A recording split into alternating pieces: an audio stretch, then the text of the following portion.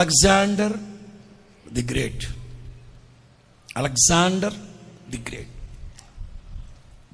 ఒకసారి అలెగ్జాండర్ దగ్గరకు వచ్చాడు. కొంచెం రిటైర్మెంట్కి దగ్గరలో ఉన్నాడు.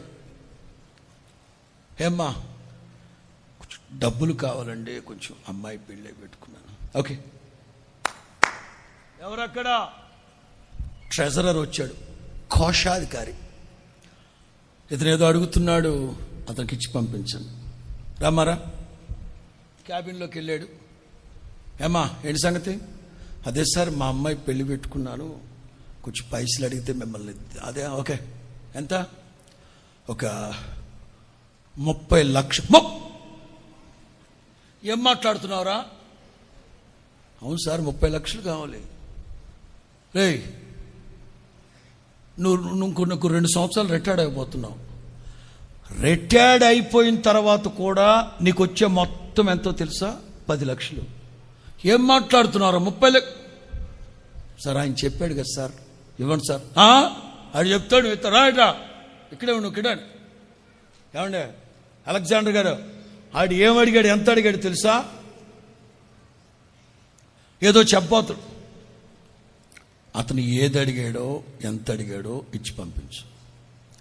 ఏమండి వాడు 30 లక్షలు అడిగాడు బాబా. వాడు రిటైర్డ్ అయిపోయిన తర్వాత వచ్చే అమౌంట్ 10 లక్షలు అండి బాబా. మొత్తం ఓటీలు, అరియర్స్, ఒక్క అన్నీ చూస్తే.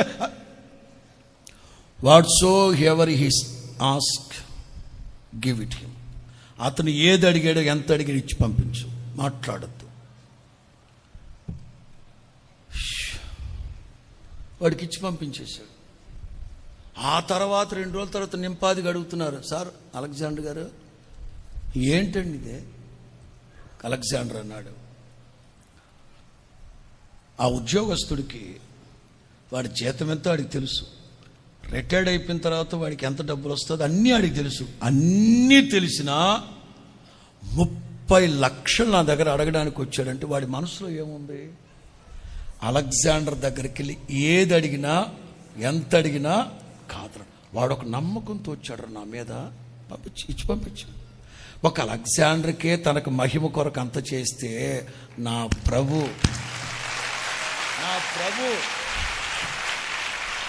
అడిగిన వాటికంటే, ఊహించిన వాటికంటే,